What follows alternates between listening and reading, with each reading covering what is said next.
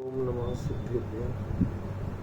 एष सुरासुरमणु सिन्धवन्दितं दोदगादिकं ममलं प्रणमामि वड्ढमाणं तीर्थं धम्मस्कातारं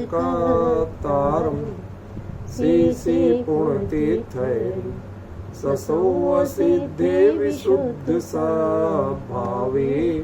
समणे अणानदंसं चरित्र तव वीर्यायारि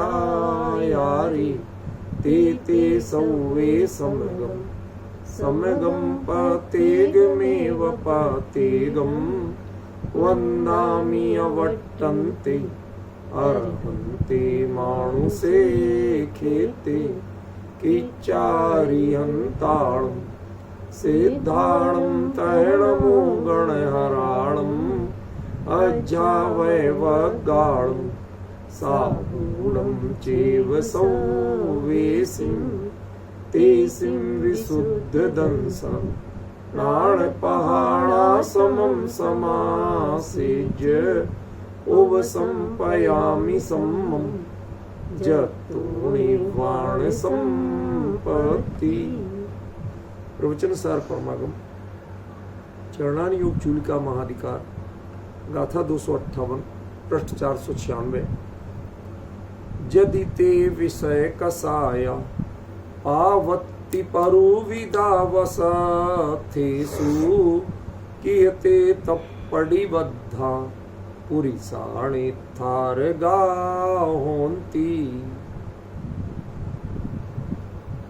इस पर कल हमारी थोड़े शब्दार्थ के रूप में चर्चा चली थी।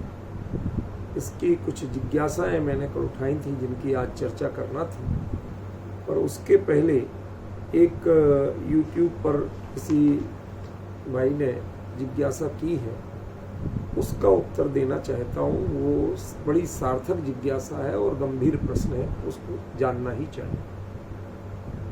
जो पिछली गाथा थी उसमें ये आया था, अविदित परमत्थेषु, जिन्होंने परमार्थ को नहीं जाना, ठीक है ना, वो ही विषय कसाई की अधिकता वाले हैं और वो सामान्य पुरुष हैं, वो साधु नहीं है।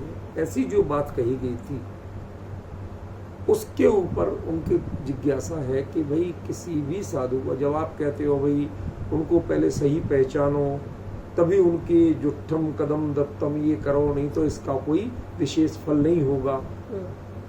ठीक है, हम मान लेते हैं, लेकिन कोई फार्मूला है, कोई थर्मामीटर है जिससे सामने वाला आत्मानुभवी है कि नहीं, सच्चा भावलिंगी है कि नहीं, इसकी पहचान हो सके। बड़ा सार्थक और गंभीर प्रश्न है, जिम्मेवारी का प्रश्न है।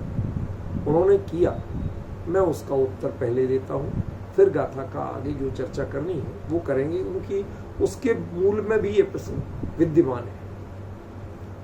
सुनिए ध्यान से। बात किसकी है? बात मुनिराजों की। मुनिराज दो रूप से ही पहचाने जाते हैं। एक, बाह्यचर्या उनकी निर्दोष है कि नहीं, कहीं परिग्रह सहित पराशक्ति सहित ऐसी तो नहीं है, ठीक है ना। दूसरी, उनके अंतरंग की रुचि कहाँ है, उन्हें अच्छा क्या लगता है, समझ गए। जैसे किसी व्यक्ति को बाजार में घूमना अच्छा लगता हो, भीड़ भाड़ में बैठना अच्छा लगता हो, तो हम उसे साधु नहीं मान सकते। क्यों? तुम्हारे लिए तो दुनिया रुचती है, अभी तुम्हें अपने अंदर की निधि तो रुचि ही नहीं।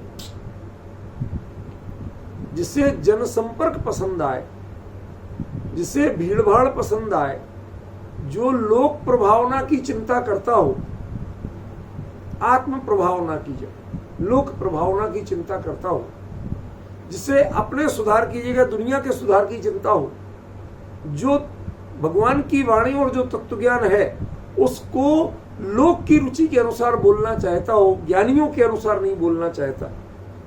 समझ गए? जैसे कुछ दिन पहले कहते थे चौराहे पे लाएंगे हम, वो जो इस तरह की बातें करते हैं, वहां आप क्लियर जानना कि वो आत्मा की रुचि वाले ही।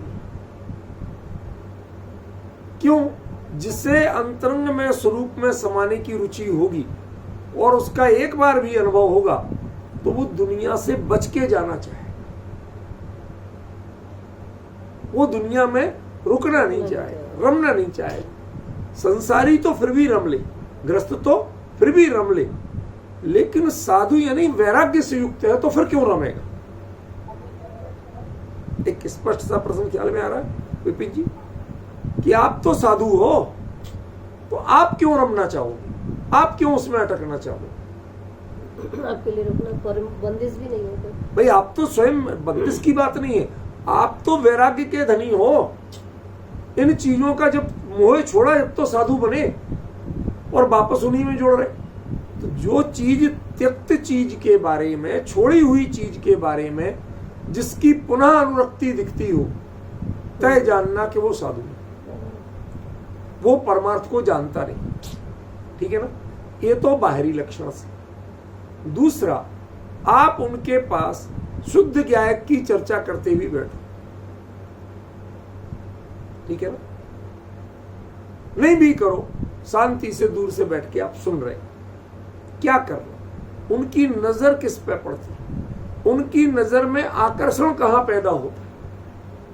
क्या कोई के आने जाने में आकर्षण का भाव आता है, देखने का भाव आता है? वो किसी से संसार में कोई कहे इतने बड़े पद वाले आए, नेता आए, मंत्री आए, संतरी आए, अधिकारी आए, विद्वान आए, उनके मन में क्या आकर्षण, अरे साहब आप आओ और दूसरों को जाओ, यदि ऐसे भाव जगते हैं तो तय जानना कि वो आत्मानुभवी या परमार्थ के जानकार नहीं, उन्हें परमार्थ की रुचि नहीं। वो रुचिवंत विद्वानों से इस जगह तो हो सकते हैं कि चलो भाई कोई जिज्ञासा थी शास्त्र की, तो कहें आप पंडित जी आपने कभी इस पर विचार किया और उस पर चर्चा करें थोड़ी बहुत, ये तो बात दूसरी है। लेकिन किसी भी सांसारिक प्रकल्प के लिए, चाहे वो मंदिर ही बनवाना क्यों ना हो, चाहे वो शास्त्र छपवाना क्यों ना हो, इनके लिए भी जिनकी रुचि है और संसारियों से चर्चा करते हैं, तो तय जानना कि वो आत्मानुभवी नहीं। क्यों? आत्मानुभव और वैराग्य ये दो चीजें, इंद्रिय विषयों आदि से आप विरक्त हुए और इधर आत्मानुभव जैसी पूंजी आपके पास है, तो आप लौट के बाहर क्यों आओगे? हमें तो ये बताओ, क्यों रुचेगी आपको बाहर की बात, क्यों इंटरेस्ट लोगे आप? हमें तो इतना बता दो ख्याल में। भाई एक और तो आपके पास अपना सड़ी गर्मी में, दोपहरी में, जिसको खाने पीने रहने कमाने कोई चिंता नहीं है, सब घर में उपलब्ध और बढ़िया एसी घर है, लंबा चौड़ा सुंदर, तो वो फिर भर दोपहरी में जून के महीने में बाहर सड़क पे क्यों भटकेगा? एक सिंपल सी बात, जिसके ना हो या तो उसको पैसा ना हो, या पैसा चाहिए क्या करे, खर्चा कैसे चलाए, तो या तो वो भटके, या जिसके पास अपना घर ना हो तो वो भटके, जिसके पास अनुभव रूपी अपने निज स्वरूप रूपी घर है और वैराग्य रूपी संपत्ति है, तो वो पर में भटकेगा क्यों? वो क्यों रुचि लेगा दुनिया की? चाहे वो मंदिर बनवाने की रुचि क्यों ना हो, समझ गए? जीर्णोद्धार कराने की रुचि क्यों ना हो, वो इस चक्कर में बिल्कुल नहीं पड़े। कोई जबरदस्ती पूछने आए, जिज्ञासा रखे, भाई देख लो विद्वान है ना, उनसे पूछ लो, कोई प्रतिष्ठाचार्य से पूछो ना। आज क्या होता है, हर चीज के हम ही डॉक्टर हैं, सब हम बताएंगे। अच्छा, लोगों में एक नई बीमारी होगी, यदि कोई विद्वान किसी चीज को बता भी रहा हो, महाराज जी बैठे, तुम इनसे क्या जानते हो? महाराज जी साधना से होते हैं कि शास्त्र ज्ञान से होते हैं? हमें समझ में नहीं आता। उनकी बात वो कुछ भी कह दें तो वो शास्त्र से ऊपर कैसे होगी, और आपने कैसे मान ली? बात समझ में आ रही? तो ये हम लोग आज तो बहुत सी कमियां, इन्हीं कारणों से हम सत्य को पहचान नहीं पाते। माना क्या वास्तविक जो आत्मानुभव है उसका कोई बड़ा थर्मामीटर ग्रस्तों के पास नहीं। क्यों? कोई छल से भी तो वैसा कर सकता है। छल से भी लोगों से रुचि नहीं ले, बात नहीं करे, अकेले क्या है भगवान आत्मा की चर्चा में रुचि ले। छल से भी, दिखावे के लिए भी ऐसा किया जा सकता। लेकिन भैया इसके तो फिर केवली के पास है क्षमता कि वो अंतरंग परिणामों को जाने कि ये अभिनय कर रहा है या इसकी वास्तविकता है। समझ गया? लेकिन अभी तो तुम स्थूल तो जान सकते हो। जिसकी रुचि, जिसका उपयोग पर में, विषय के साय में, अन्य चीजों में, संसारियों में रमता हो, जिससे संसारियों का संग सुहाता हो। ख्याल में है? संसारियों के काम की खातिर उनके प्रतिक्रमण, आलोचना, प्रत्याख्यान ये छूट जाते हो, इनका काल का अतिक्रम हो जाता हो। ऐसा कुछ भी होता है जो मुनि हो के भी मुनिचर्या के प्रति सावधान नहीं, भाषा समिति के प्रति सावधान नहीं है, ईरिया समिति के प्रति सावधान नहीं है, लोगों के प्रति सावधान है, तो तय जानना कि वो आत्मानुभवी नहीं। इतनी अकल तो आप रख सकते हो। मान लिया कि कोई जानबूझ के वैसा अभिनय कर रहा हो तो आप एकदम नहीं पकड़ पाओ, नए व्यक्ति के बारे में, नए कोई आपको अपरिचित मुनिराज हो उनके बारे में नहीं पकड़ पाओ, मैं मानता हूं। लेकिन यदि ऐसी रुचि और प्रवृत्ति देखी जाती है, खास तौर पे जो परिग्रह संबंधी प्रवृत्ति देखी जाती है, साथ में परिग्रह लेके चलना नहीं, आपके जिन कार्यों में परिग्रह आरंभ और परिग्रह वर्धनी क्रियाएं जो हैं, चाहे वो मंदिर ही बनवाना क्यों ना हो। क्यों? क्योंकि कोई भी मंदिर जितनी चाहे आपने सावधानी से बनवाया हो, जहां की कमेटी जितनी चाहे बढ़िया हो, भाई साहब गारंटी देता हूं कि 100% छना पानी प्रयोग नहीं कर सकते। 100% एक एक जीव को बारीकी से देख के वो मिस्त्री बनाएंगे, भाई साहब तुम नहीं बनाओगे। वो तुम्हें डांट के भाई साहब अपने उधर बैठो शांति से, छाया में कर रहा हूं मैं अपना काम, अपने हिसाब से करूंगा। आप नहीं कर सकते, उन चीजों से आप नहीं बच सकते। समझ गए ना? तो जिन दो स्थूल दोषों से जब आप नहीं बच सकते हो तो उनकी कृत कारित अनुमोदना में आप कैसे जुड़ सकते? पॉइंट समझ में? अब ऐसे लोग तुरंत तर्क देते हैं, देखो नेमिचंद्र सिद्धांत चक्रवर्ती ने गोमटेश्वर की मूर्ति बनवाई थी, आप थे क्या वहां? आपने खड़े होके देखा था?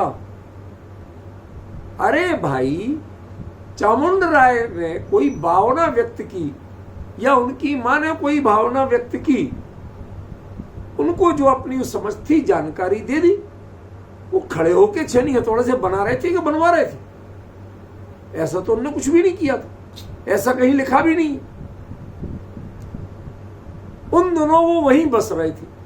तो भाई यदि कहीं एक जगह ज्यादा समय तक रहना यही गुनाह हो, तो कुंदाचार्य देव 84 पाड़ों लिखते हुए लगभग एक जगह या सीमित जगह में रहे थे, फिर तो दोष वहां भी हो जाएगा। तो कहीं पर किसी अच्छे उद्देश्य विशेष के कारण आप ज्यादा समय तक भी रुक लें या बीच में 2-4 दिन के लिए विहार करके, उसको हम बहुत ज्यादा फोकस नहीं करते। फोकस किस पे कर रहे? आपकी उसमें अनुरक्ति कितनी है और आपकी उसमें समय की प्रवृत्ति कितनी है, कितना जुड़ के करते, कितना उसमें अटकते हो और कितना निज से भटकते। अब ये निज का अर्थ मुनि धर्म है, सामान्य जो मुनि धर्म के बाहरी नियम है वो यहां निज का अर्थ है। निज माने गायक नहीं है। अभी कितना निज माने अपनी चर्या से कितना भटकते हो और पर में कितना अटकते हो। जब तुम अपनी चर्या को छोड़ सकते हो तो हम तुम पर कैसे भरोसा कर लें? 28 गुणों का निरति 4 पालन नहीं है। एक सरल दृष्टांत देता हूं कि वो कोई जयचंद राजा था, उसने मोहम्मद गोरी को पृथ्वीराज चौहान के विरुद्ध लड़ने के लिए उकसाया, सब कुछ किया। कहा साहब ये राज हमें दे देना, लेकिन बाद में उसने लेके जयचंद को मरवा दिया, गौरी ने बाद में। ये क्यों? वो पृथ्वीराज उसका सगा रिश्तेदार लगता था, शायद बहनोई लगता था, जो भी लगता हो, मैं उसका डॉक्टर नहीं हूं इसलिए उस पर आप इतिहास की ज्यादा चर्चा नहीं करना। जो भी लगता था, वो कहता है गौरी कि जब तू अपने सगे का सगा नहीं हुआ तो मेरा सगा क्या होगा? मैं तो परदेसी ठहरा, मैं तो तेरे लिए विधर्मी ठहरा। तू अपने स्वधर्मी का सगा नहीं हुआ, अपने रिश्तेदार का सगा नहीं हुआ, तो मेरा सगा कहां से हो जाएगा? मैं तेरे पे कैसे भरोसा कर लूं? जितना चाहे तू कस्में उठा ले, तू मेरे फेवर में काम कर लेगा, मैं अपना उल्लू सीधा कर लूंगा, लेकिन तेरे ऊपर विश्वास करने वाला नहीं। तू विश्वसनीय चरित्र नहीं है। यदि विश्वसनीय होता तो सबसे पहले तू अपने सगे और स्वधर्मी को निभाता।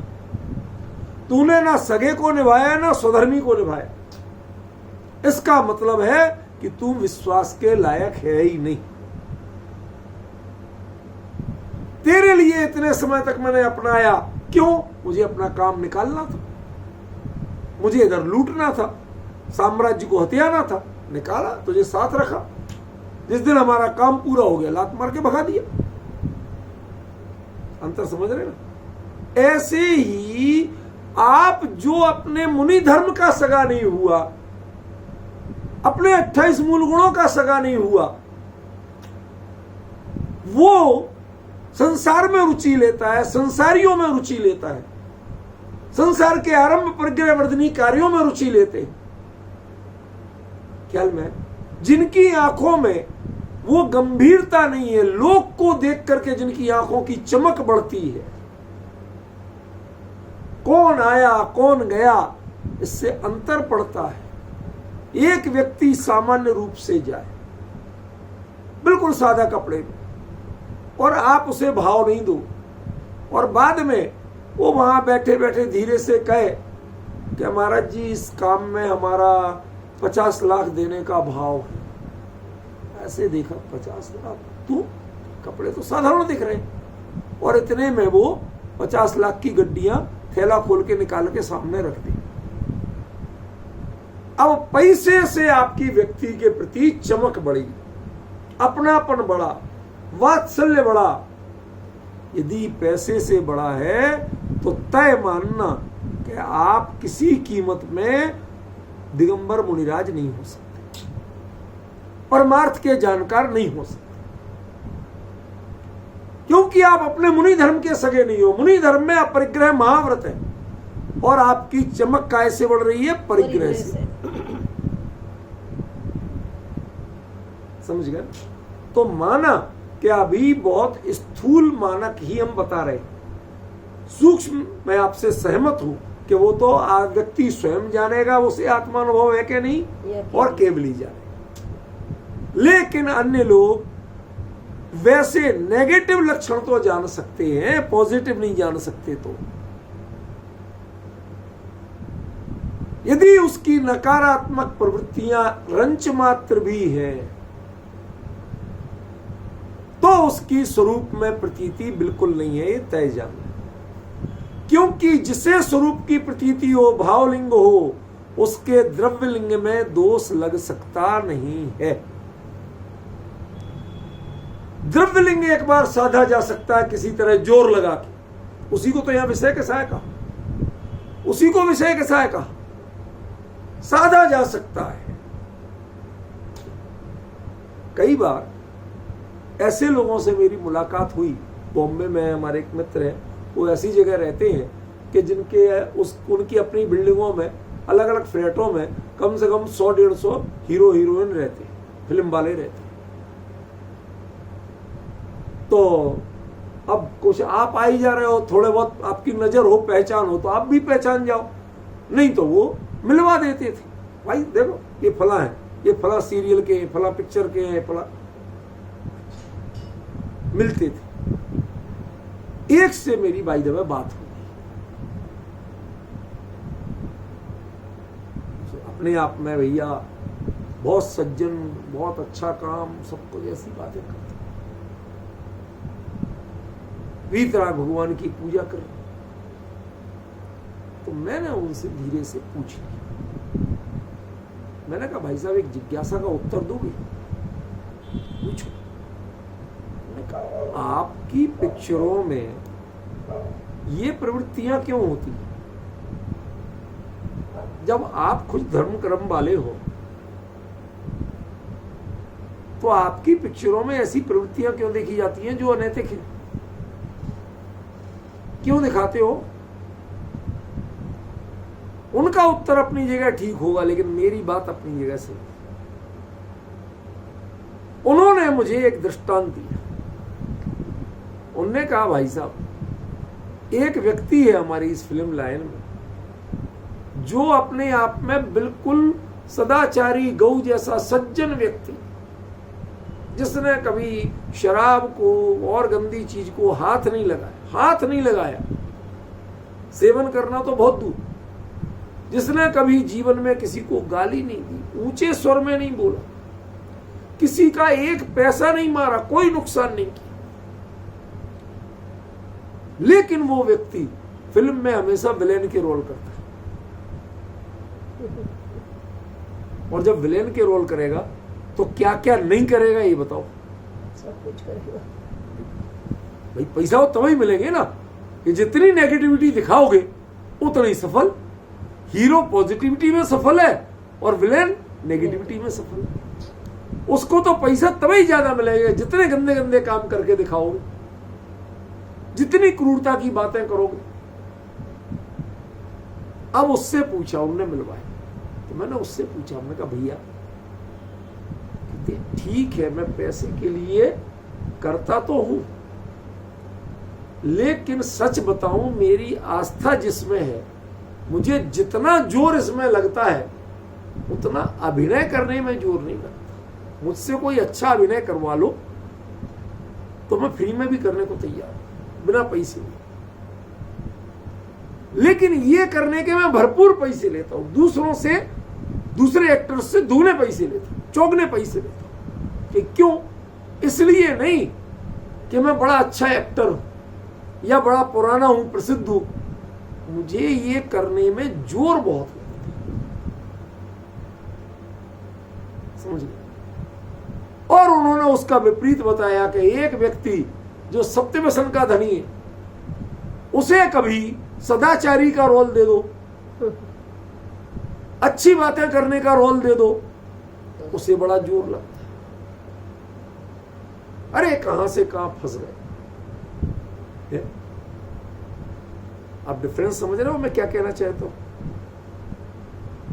जिसको जो जोर लगता, अच्छे काम में जोर लगता, बुरे काम में जोर नहीं लगता, और एक को बुरे काम में जोर लगता, अच्छे काम में जोर नहीं लगता। अब बताओ कौन सज्जन है कौन दुर्जन है? जो विलेन का रोल कर रहा है लेकिन उसमें जोर लगता, उसे परेशानी लगती, इसलिए नहीं कि एक्टिंग नहीं आती, इसलिए कि वो जो बातें कह रहा है उस बात से उसके अंतरात्मा गवाही नहीं देती, उसके विचार सहमति नहीं देते, उसका मन राजी नहीं होता। बोलना पड़ता, करके दिखाना पड़ता है। ड्रिंक नहीं करता तो रंगीन पानी बना के पी के दिखाना पड़ता। समझ गया? वो शराब की कंपनी की बोतल में उससे बिल्कुल मिला के कलर का पानी भर के पी के दिखाना पड़ता, ताकि दुनिया को तो लगे कि वो ही ले रहे। अब उसे मन कचोटता है, भाई भले ही इसके अंदर छना पानी रखा है और चाहे हमने भले ही अकेले केसर का रंग मिलाया, दोनों चीजें शुद्ध है, लेकिन इसका कलर मिल तो उससे रहा है ना।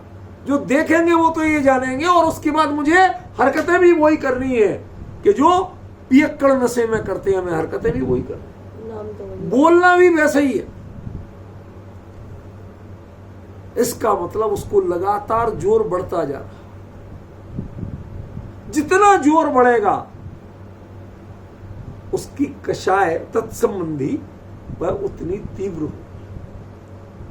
ये तो पॉजिटिव वाला दृष्टांत हुआ। नेगेटिव में कि जिसको अच्छे काम करने का रोल दिया और आदमी था खोटा, बिना पिए उसका काम नहीं चलता, और उसे शराब की बुराई बताना थी पिक्चर, जो 1.5 बोतल पिए बिना काम ही नहीं पे नहीं आता, और उसे बोलना क्या है, शराब बुरी चीज। शराब बहुत बुरी चीज है, छूना भी पाप, नरक जाएगा जो छुए, ऐसा बताना हो। अब भाई उसे जोर आएगा कि नहीं आएगा? आएगा। क्या वो अपने से सहमत होगा? क्या उन वाक्यों से सहमत होगा? नहीं होगा। और उसे तो अभिनय के पैसे मिल रहे इसलिए कर रहा है।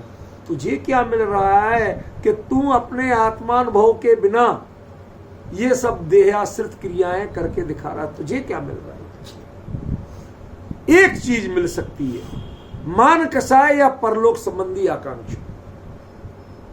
या तो वर्तमान में चारों ओर जय जयकार होगी, या तो ये मान कसाय मिलेगी, ठीक है ना, या परलोक संबंधी, परलोक में बहुत अच्छा मिला, खूब 56 मिले, 32 देवियां मिले, समझ गए? तो जो परलोक संबंधी आकांक्षा है वो है विषय, और जो वर्तमान में मान की पूर्ति है ये कषाय। आ गया ना? आ गया? अविदित परमथेसु विषय कषाय आदि केसु पुरुषेषु। जिसने परमार्थ को नहीं जाना वो विषय कषाय की अधिकता वाला ही है।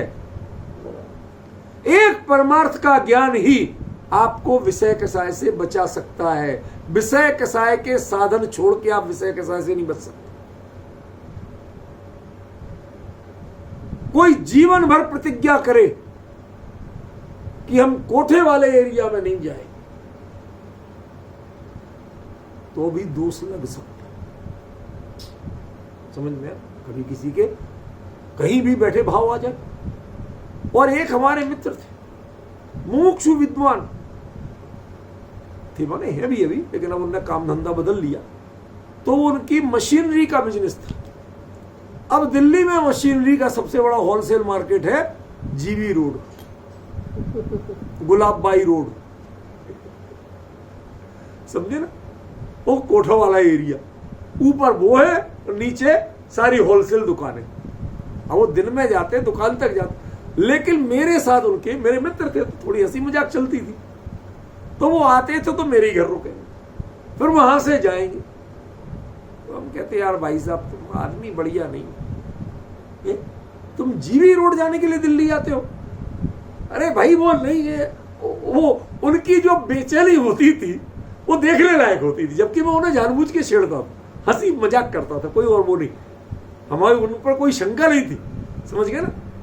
रिश्ता ऐसा था कि हम बोल लेते थे।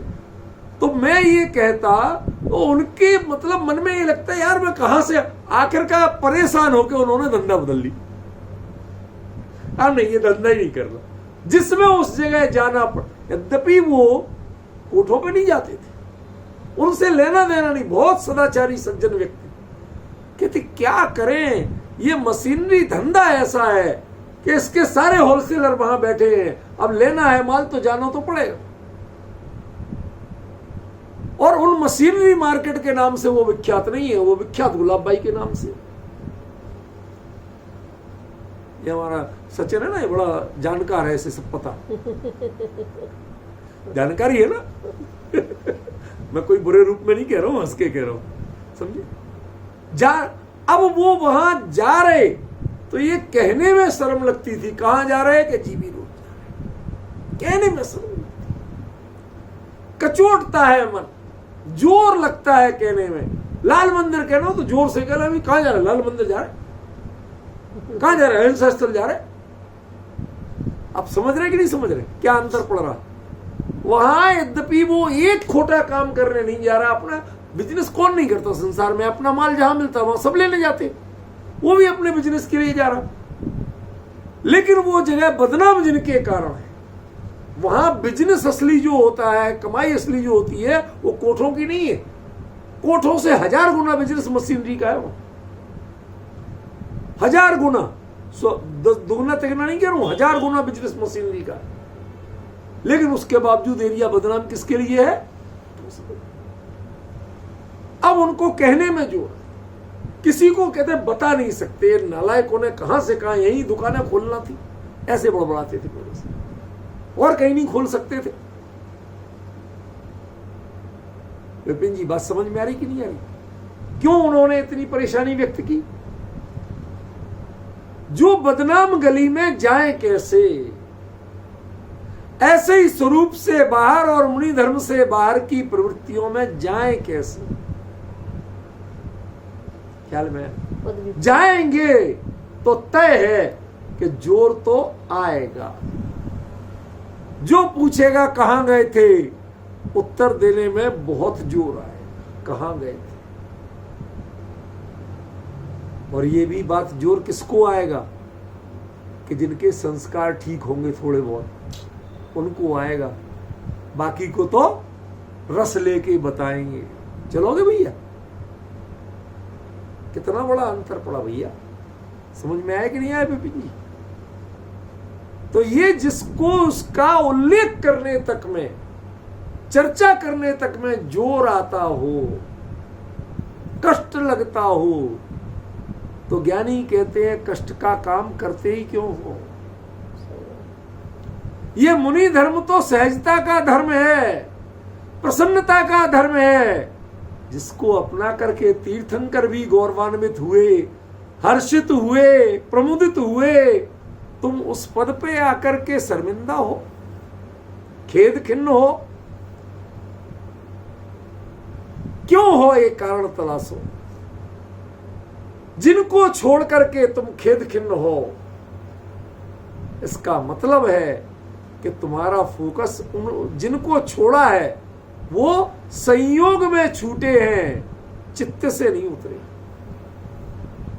ये कमी है बड़ी, समझ में आ रहा? और ये कमी जब तक दूर नहीं होगी, जब तक तुम्हें अंतरंग में रुचि के लिए कोई अच्छा साधन नहीं मिलेगा, जब तक तुम्हें परमार्थ का ज्ञान नहीं हो जाएगा, परमार्थ का अनुभव नहीं हो जाएगा, तब तक ये कमी बनी रहेगी। यहां से तो छोड़ दिया, दूसरा मिले ही नहीं, कहीं तो उपयोग टिकेगा। फिर वो जितना होगा वो खींचता नहीं होगा, इसलिए वो विषय कषायाधिक पुरुष में। तो ये सही है भैया कि अनुभव की वास्तविकता तो या केवली जाने या अनुभवी जाने, तीसरा कोई उसके बारे में प्रमाण पत्र देने में समर्थ नहीं है। लेकिन इतनी अकल तो आप में है कि अगले की एक सामान्य सी लड़की, चाहे वो खुद भी चंचल हो, लेकिन उसमें इतनी अकल होती है, परख होती है कि सामने वाले की नजर क्या कहती है। तो आप में इतनी अकल नहीं है कि महाराज जी की नजर क्या कहती है। इन्हें परिग्रह से, सेठ से, पंडित से, इससे इनकी आंखों में चमक आती है। क्या करोगे शोभसम के धनी पंडित को बुला के? क्या करोगे पैसे के धनी? कोई भी आया हो, एक अपने स्वरूप में समाने की रुचि वाला आ जाए तो आपको हर्ष आ जाए तो हमें समझ में आता है। लेकिन पैसे से, चाहे शोभसम ज्ञान से, जो भी मान कषाय के क्षेत्र हैं, संसार की उपलब्धियां हैं, जो बंधन के कारण हैं, उन बंधन के कारणों में जिसको आंखों में चमक बनती हो, मन में आकर्षण जगता हो, तो तय जानना कि वो आत्मानुभवी नहीं हो सकते, उन्हें परमार्थ का ज्ञान नहीं है। संसारिक कार्यों में रुचि रख रहे हैं। अब जरा हिम्मत करके सुन लेना, एक बता दो आज की डेट में, एक, 10 की बात भी नहीं कर रहा हूं, एक बता दो जिसके संसार और संसारियों में रुचि नहीं, सांसारिक आरंभ और परिग्रह वर्धनी क्रियाओं में जो योगदान नहीं देता हो, चुन चुन के नहीं चुनता हो। कहां जाना, अगला प्रोग्राम फला जगह पंचगढ़ है, वहां जा रहे, वहां मंदिर बन रहा वहां जा रहे, वहां इंद्रध्वज विधान है वहां जा रहे। कभी किसी से पूछ लेना भैया, हम कहा भैया अगले 15 दिन आत्मानुभव करेंगे गुफा में जा, एक का उत्तर आज तक मिल जाए तो क्या। तो आप जो प्रश्न पूछ रहे हो कि हम उनका आत्मानुभव कैसे जाने, इतनी अकल आप में है, इतने अज्ञानी आप नहीं। वास्तविक अनुभूति की परिणति को आप नहीं परख पाए, हम जानते हैं, लेकिन इन स्थूल लक्षणों से भी आप कहें इतना देखते हुए जानते हुए कि भाई साहब इनने अनुभव किया या नहीं, हम कैसे जाने। ध्यान रखना, ग्रस्तों के बारे में धोखा खा सकते हो, मुनिराज के बारे में नहीं। क्यों? क्योंकि जो सम्यक ज्ञानी, सम्यक दृष्टि मुनि होके मुनिराज होंगे, वो मुनि धर्म के साथ दगाबाजी नहीं करें, वो 28 मूल गुणों में सतलाचार नहीं करें। ये तय जानना। और जिनके ये दिखता है वहां तय जानना कि इन्हें आत्मा का अता पता भी नहीं। आचरणी दर्पण है। समझ गए?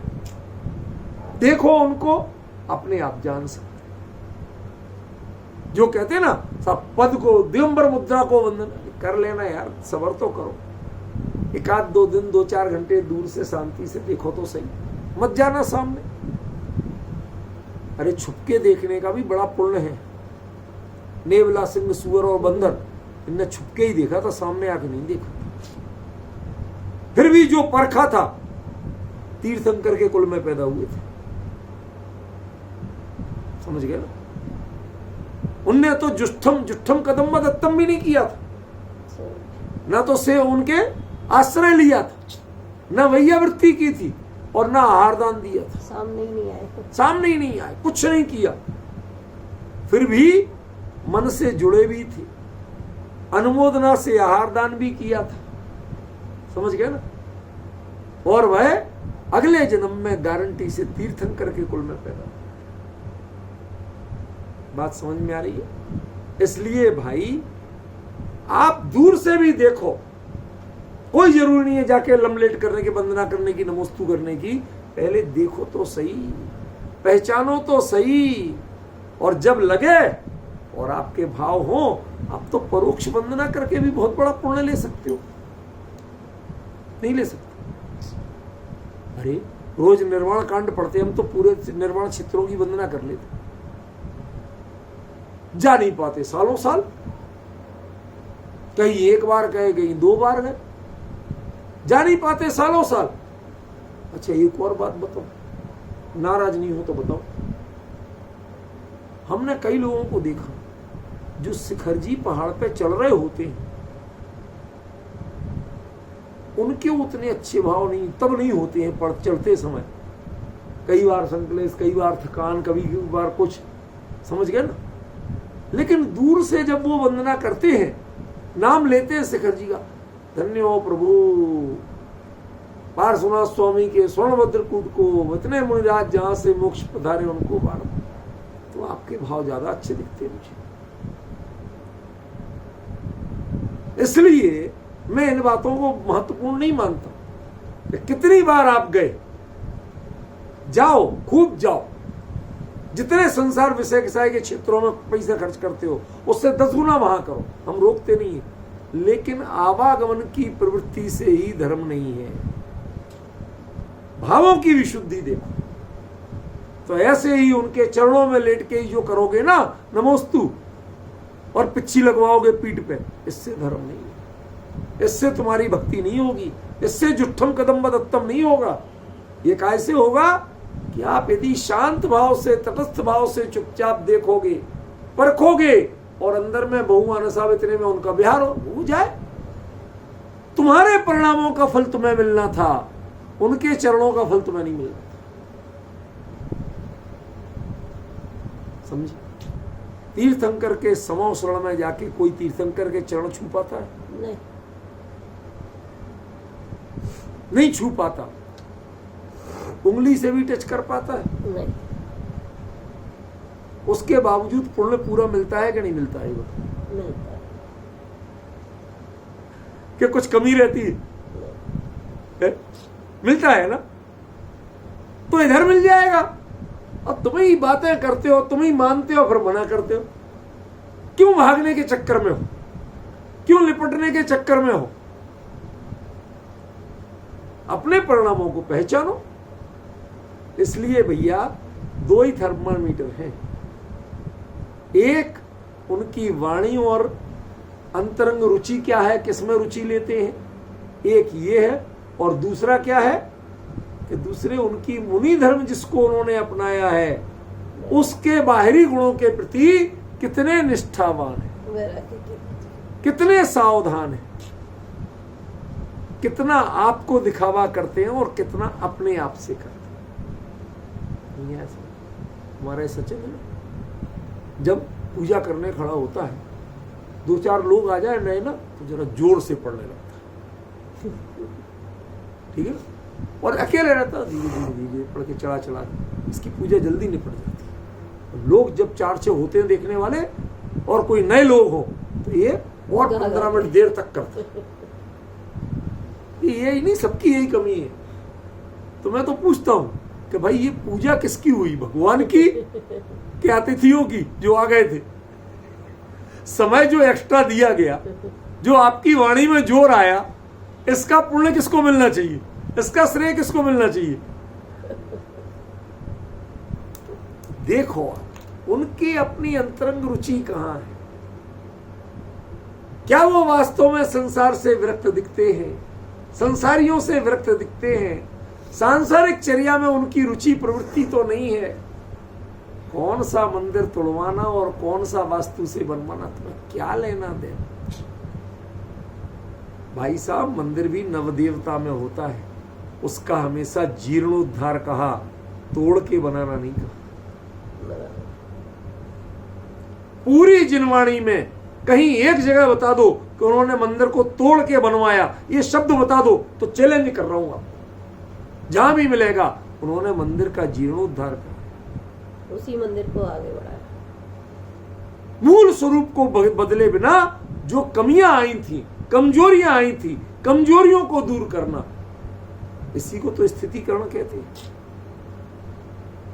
समझ में आया? लेकिन आपको ये बदल दो, ये डिजाइन हमें पसंद नहीं है। तुम कौन होते हो पसंद करने वाले? तुम्हें डिजाइनें कब से अच्छी लगने लगी? तुम्हारी रुचि डिजाइनों में कब से आ गई? संसार से विरागी थे कि डिजाइनों के भोगी थे, आकर्षण वाले थे? तुम रागी हो कि विरागी हो, ये तो बताओ मुझे। अरे कैसे सुंदर सुंदर पत्थरों पे क्या बेलबूटा नक्काशी होती है, तो मुझे क्या बता रहे हो? तुम इन्हें नक्काशी को पहचानते कैसे हो, ये तो बताओ। तुम्हें इनकी परख कैसे है, ये बताओ। कहां सीखी ये कलाएं? ये तो संसारियों और भोगियों की कलाएं। दर्शन राख के करे के भी भाई साहब ध्यान रखना, लोग बहुत कहते हैं दिलवाड़ा के जैन मंदिर, इधर के उधर के, दुनिया भर की कला। हम तो कहते हैं हमें देवगढ़ के वो जो टूटे फूटे से भी है ना, उनमें हमें ज्यादा अच्छा लगता है। क्यों? उनमें कला से ज्यादा भगवान पे ध्यान दिया। वहां दीवालों पे बेल बूटे नहीं बनाए गए, दीवालें भी भगवान की बना दी। उनमें भी जिनेंद्र भगवान, दूर दूर तक देखते जाओ, इतनी लंबी लंबी दीवालें, इधर से उधर तक सब भगवान ही भगवान नजर आते हैं। समझे विपिन जी? कोई और नजर ही ना आए। क्या देखना है आपको? यही फिल्टर लगाने के तो फिर खजुराहो जैसे बने कि तुम बाहर पे उपयोग, आंखें बाहर अटकती हैं कि अंदर जाती हैं, कदम बाहर छिटकते हैं कि अंदर बढ़ते हैं। उतने से में 1 मिनट में पहचान होती है कि आप जिन भक्त हो कि काम भक्त हो। विपिन जी, पहचानना अपने आप। देखने को उनके जितनी बाहर के ऊटपटांग बने, उनको कभी देखने का मन होता है? चोरी छुपे अकेले में देखा, कहते जितना चोरी छुपे, सार्वजनिक होगा तो फिर भी कसाय डाइल्यूट होगी, जितना चोरी छुपे मन होगा कसाय उतनी तीव्र होगी। अंदर 3 लोक के नाथ जिनेंद्र परमात्मा विराजमान है अपनी वीतराग मुद्रा में। उधर कदम बढ़ नहीं रहे और यहां कदम ठिठक रहे। यह है कला और कलाकार का अंतर। आप कला में अटके हो और हम कलाकार में अटके। हमारा मन, आपको कल्पित शब्द नहीं बोल रहा हूं, जिनेंद्र देव को संपूर्ण कलाओं और विद्याओं का ज्ञाता कहा गया है, इसलिए मैं कलाकार शब्द प्रयोग कर रहा हूं। समझ में आया ना? ये कोई कल्पित शब्द नहीं है, उनका अपमान नहीं है, ये जिनवाणी में सहस्त्र नाम में प्रयुक्त शब्द है। मैं जिनवाणी की गद्दी पे ऊट पटांग बोलने का बिल्कुल आदी नहीं। मैं बहुत डर रखता हूं इस बात का। कभी कभी किसी बात के स्पष्टीकरण में कुछ शब्द बोलना पड़ जाए तो बात दूसरी, पर मैं उनमें रुचि लेके नहीं बोलता। ख्याल में? इसलिए भैया जो स्थूल पहचाने हैं, यदि इन्हीं में फेल हो रहे हैं तो आपको आगे की चिंता करने की जरूरत नहीं है कि ये अनुभवी है कि नहीं है। जो वैराग्य लेके वैराग्य नहीं निभा पा रहे हैं वो अनुभव क्या निभाएंगे? समझ गए? इसलिए बिल्कुल ज्यादा चिंता नहीं करना है। स्थूल जरा सा देखो और समझ जाओ, यहां तो चर्चा विशेष रूप से मुनिराजों की है, यहां चर्चा ग्रस्तों की नहीं है। ख्याल में है ना? जो अविदित परमार्थ वाले हैं वो मुनिराज हैं, बाहर में मुनि पद के धारक है। ख्याल में? ये तो हुई पिछली गाथा से थोड़ा स्पष्टीकरण, समय तो काफी लग गया। अब देखिए जो आज के लिए विषय कहे थे वो क्या है? पहला है विषय कषाय। क्या है विषय और क्या है कषाय अभी बताया मैंने थोड़ा आपको, 1 मिनट और बताऊंगा। सामान्यतः हम पंचेंद्रिय के विषय को विषय कहते हैं और अंदर में जो क्रोधादि कषाएं होती उनको कषाय कहते हैं। ठीक है, ये बड़ी स्थूल परिभाषाओं पर है। मैं इसका एक अलग बड़ा सात्विक रूप बताता हूं, शॉर्ट एंड स्वीट। ठीक है, जहां तुम अटक जाओ वो तो है विषय, और जिनमें तुम्हारा चित्त भटक जाए वो है कषाय।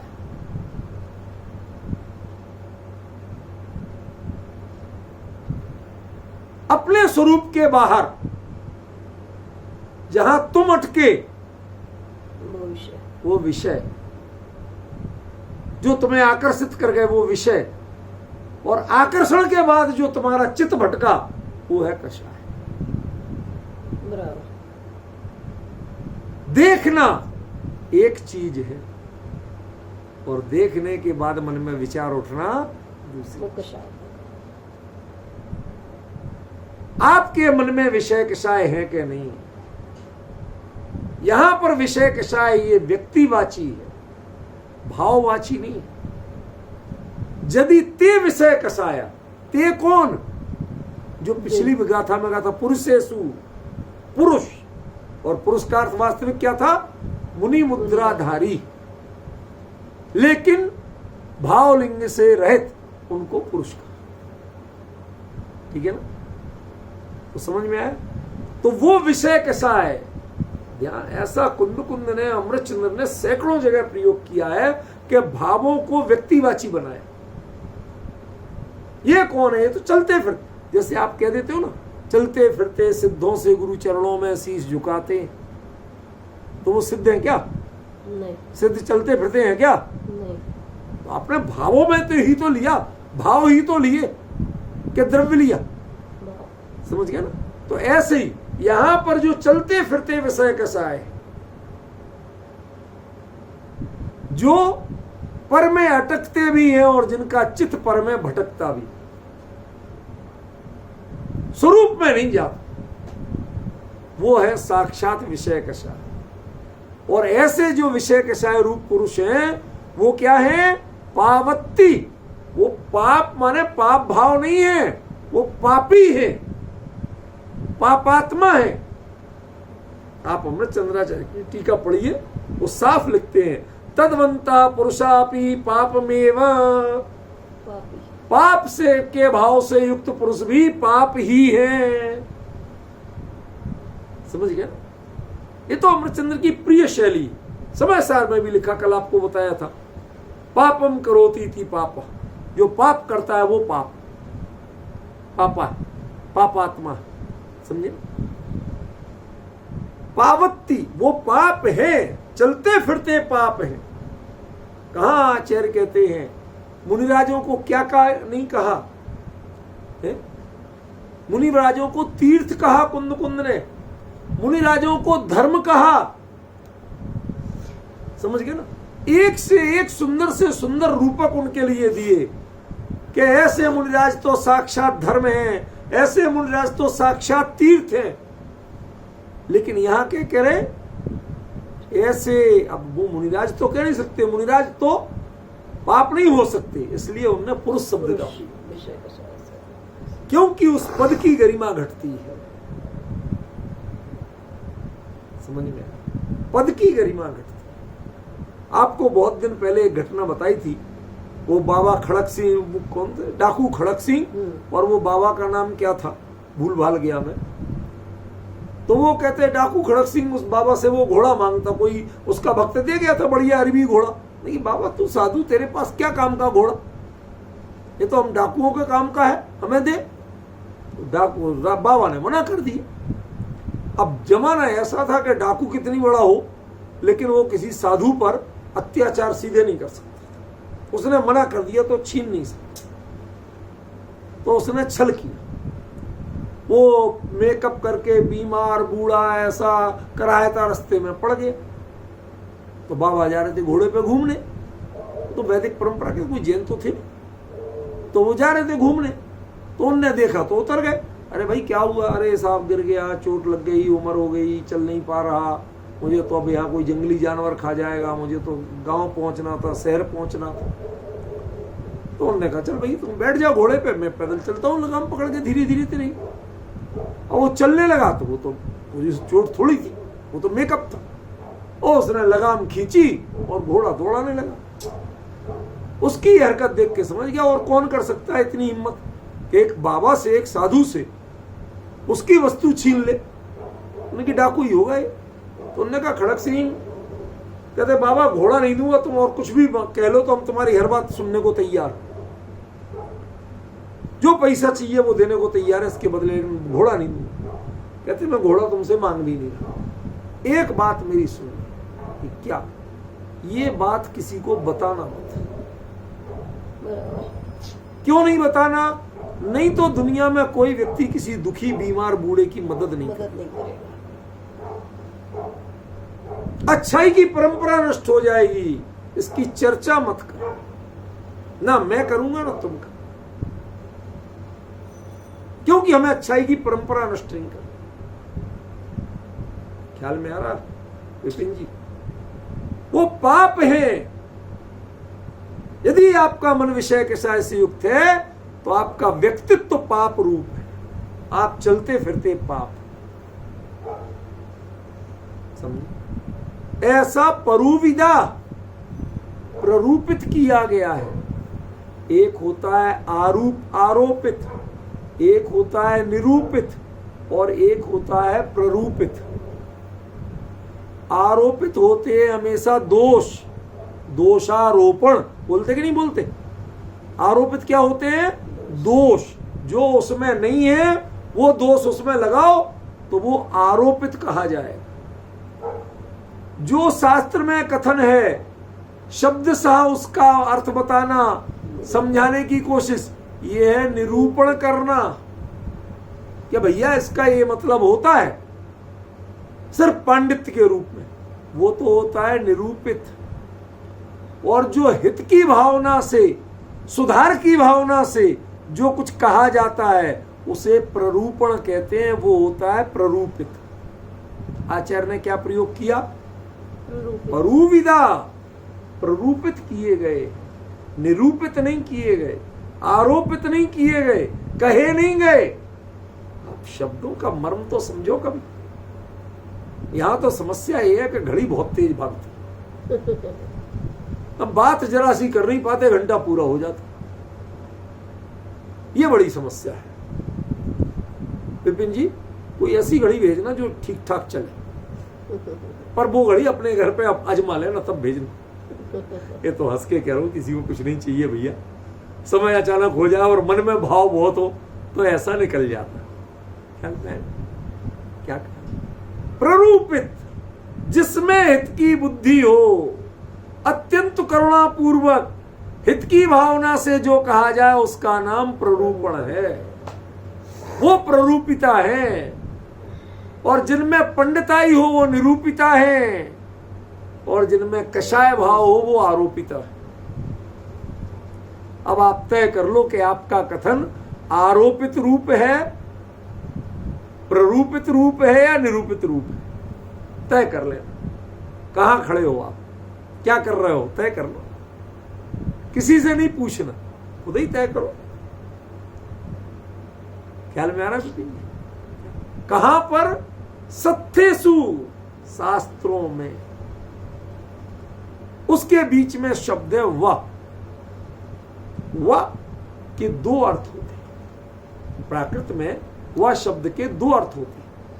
एक तो वाह माने अथवा, वो दीर्घ की जगह ह्रस्व कर देते कभी कभी। एक तो वो अर्थ होता है, यहां वो ही लिया है लोगों ने। दूसरा होता है वह माने की तरह, जब किसी की उपमा देते हैं तो भी वाह का प्रयोग करते हैं। कहते हैं ना, जल व, इंदु व, माने चंद्रमा की तरह, जल की तरह, अमियम व, अमृत की तरह, ऐसा प्रयोग भी करते। मेरे हिसाब से यहां वही प्रयोग है, ये अथवा का प्रयोग नहीं। समझिए, उसे पाप की तरह प्रयोग किया गया, वो चलता फिरता पाप है ऐसा कहा गया। ये रूपक की शैली, ये अलंकारिक शैली। पाप होते हैं, पाप व्यक्ति नहीं होता है। लेकिन व्यक्ति को, जब तुम साधु को शास्त्र कह सकते हो, साधु को तीर्थ कह सकते हो, साधु को धर्म कह सकते हो, भाई साहब, साधु को साक्षात मोक्ष मार्ग कह सकते हो, तो गलत व्यक्ति को पाप नहीं कह सकते। समझ गया? इसलिए वो पापम पावती परो विदावा, मानो उसको पाप ही कहा गया। समझ गया? ऐसा प्रयोग मुझे प्रतीत होता है। कहां पर कहा गया है? सत्तेषु, शास्त्रों। अब ये शास्त्र किसे कहते हैं, उसकी क्या परिभाषा है, थोड़ा सा 2 मिनट का समय है, मैं समझाता हूं। शास्त्र माने पहले तो जो आप्त के द्वारा कहे जाएं, प्रमाणिक पुरुष के द्वारा कहे जाएं, वो ही शास्त्र हैं।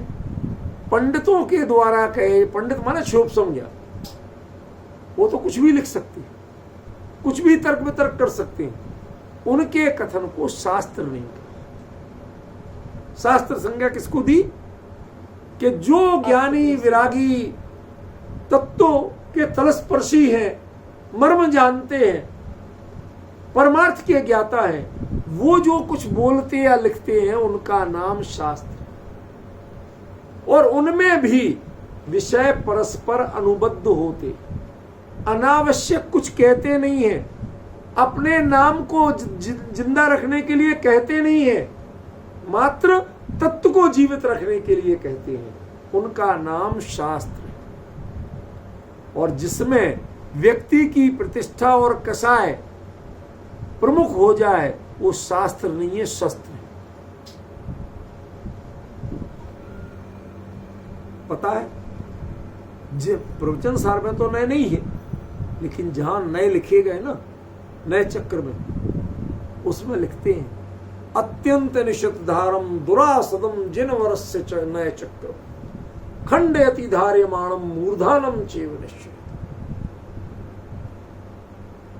मतलब समझे कुछ विपिन जी? अत्यंत निशित, निशित माने तीखी, तेज, धारम, धार वाला, दुरासदम जिसको हर कोई नहीं चला सकता, जिन वर्ष से नय चक्रम, जिनेन्द्र देव का नय चक्र है, खंडयति धार्यमाणम जो चलाने वाला है दुधारी तलवार को, यदि वो थोड़ा तिरछा चला जाए तो ये दुधारी है, एक धार नहीं है, दोनों तरफ धार है, तुम्हारे ऊपर यदि टकराएगी तो तुम्हारी गर्दन भी काट। खंडयति धार्यमाणम मूर्धानम, मूर्धानम माने गर्दन को, जरा सी तिरछी चल गई, गलत चल गई, तुम्हारी गर्दन भी काट। तो जो शास्त्र होके, जिनका नाम शास्त्र है, लेकिन जिनमें प्रयोजन खोटा है, जिनमें कथन खोटा है, तो वो तो शस्त्र है, शास्त्र नहीं। ख्याल में? जो किसी की निंदा के लिए लिखे गए हों, बुराई के लिए लिखे गए हों, शस्त्र, शस्त्र है, वो शास्त्र नहीं। ख्याल में? तो जो शास्त्रों में जिनको पाप कहा गया है, शास्त्र में कह दिया माने अब इसके आगे कोई प्रमाण नहीं चाहिए। जिनवाणी ने तुम्हें कह दिया कि तुम ऐसे हो, अब हमारे लिए कोई प्रमाण नहीं चाहिए। अरे साहब पिच्छी कमंडल है मेरे पास, देखो मुनि धर्म के लक्षण, कहते बने रहे, ये तो पुद्गल है, इनमें खुद अकल नहीं है कि काय के लक्षण नहीं आया समझ में। पिच्छी कमंडल में अकल है नहीं, उनसे पूछो काय के लक्षण हो, उन्हें पता है, उन्हीं को पता नहीं। क्या तीर मारा तुमने, कुछ नहीं मारा। ये तो इनसे मुनि धर्म नहीं पहचाना जाता है। जब मुनि धर्म जीवन में होता है और हाथ में होते हैं तो ये इज्जत पाते हैं। ये अपने को ध्यान, ठीक है। इस पर अभी चर्चा बाकी है, वो आपको चर्चा कल करेंगे। और अभी सुमन बहन ने भी जो प्रश्न किया है पहले का असत्य भूदो, उसका भी स्पष्टीकरण आगे करेंगे, मुझे ध्यान में है। आज समय पूरा हो गया, समय का उल्लंघन नहीं करना चाहिए।